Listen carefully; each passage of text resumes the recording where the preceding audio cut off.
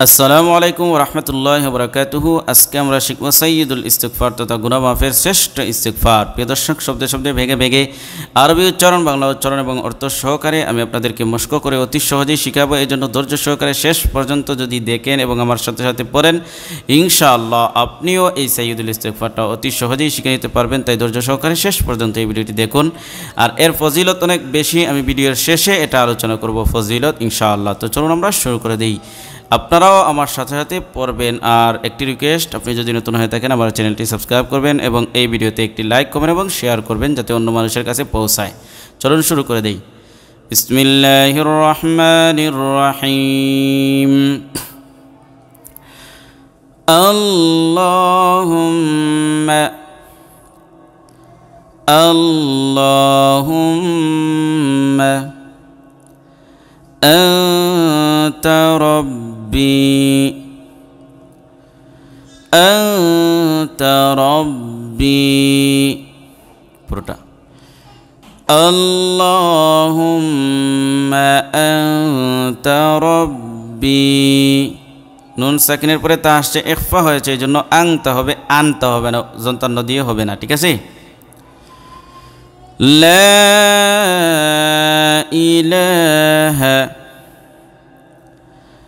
লা ইলাহা ইল্লা আনতা ইল্লা আনতা, পিছন থেকে লা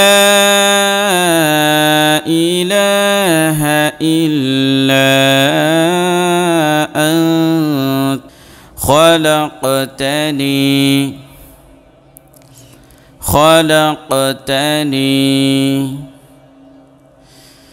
লা ইলাহা ইল্লা আনতা খলাকতানি ওয়া আনা আবদুকা وأنا عبدك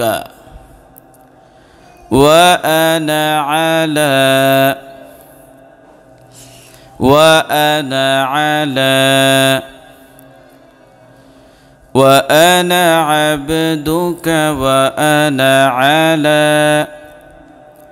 عهدك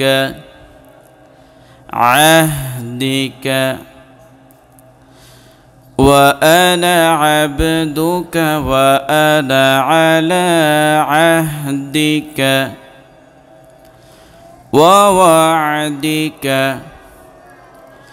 ووعدك ما استطعت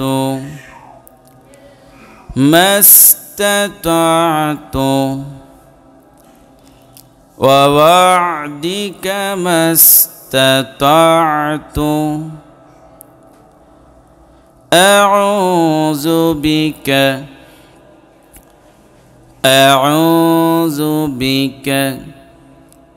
من شر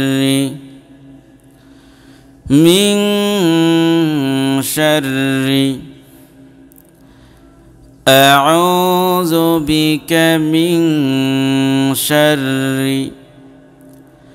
ما صنعت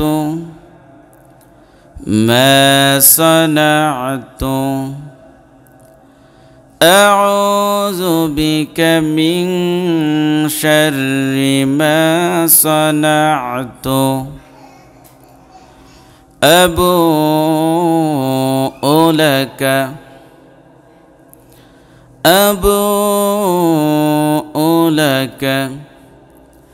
بنعمتك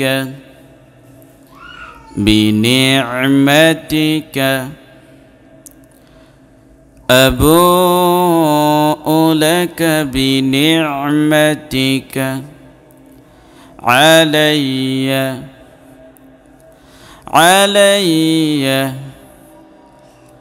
أبوء لك بنعمتك علي وأبوء بذنبي وأبوء بذنبي أبوء لك بنعمتك علي وأبوء بذنبي فاغفر لي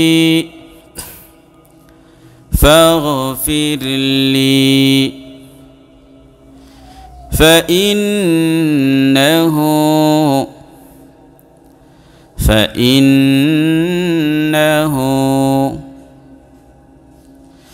فاغفر لي فإنه لا يغفر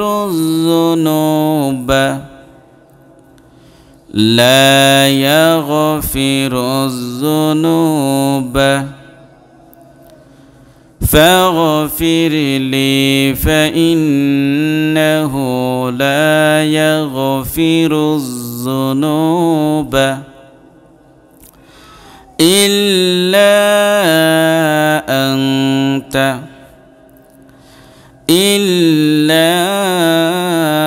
أنت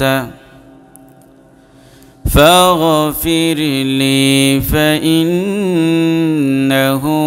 لا يغفر الذنوب إلا أنت পুরোটা একসাথে اللهم أنت ربي لا إله إلا أنت خلقتني وأنا عبدك وأنا على عهدك ووعدك ما استطعت أعوذ بك من شر ما صنعت أبوء لك بنعمتك علي وأبوء بذنبي فاغفر لي فإنه لا يغفر الذنوب إلا أنت প্রিয় দর্শক, আশা করছি শিখতে পারছেন শব্দে শব্দে বেগে বেগে।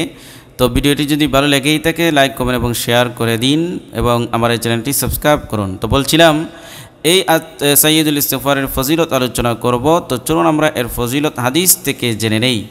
রাসূলুল্লাহ সাল্লাল্লাহু আলাইহি ওয়াসাল্লাম বলেন, যে ব্যক্তি দৃঢ় বিশ্বাসের সাথে এই দোয়া পাঠ করবে, দিনে পাঠ করে রাতে মারা গেলে কিংবা রাতে পাঠ করে দিনে মারা গেলে সে জান্নাতি হবে। অর্থাৎ সকাল সন্ধ্যা যদি একবার করে কেউ এটা বিশ্বাসের সাথে পড়ে আর যদি সে রাতে অথবা দিনে মারা যায় তাহলে সে জান্নাতি। সুবহানাল্লাহ। তো প্রিয় দর্শক, আশা করছি আপনারা সাইয়্যিদুল ইস্তিগফার মশক করে শিখে নিতে পারছেন। সকাল সন্ধ্যা আমল করব ইনশাআল্লাহ। আল্লাহ তাআলা তৌফিক দান করুন, আমিন। আজকে পর্যন্তই। আসসালামু আলাইকুম ওয়া রাহমাতুল্লাহি ওয়া বারাকাতুহু।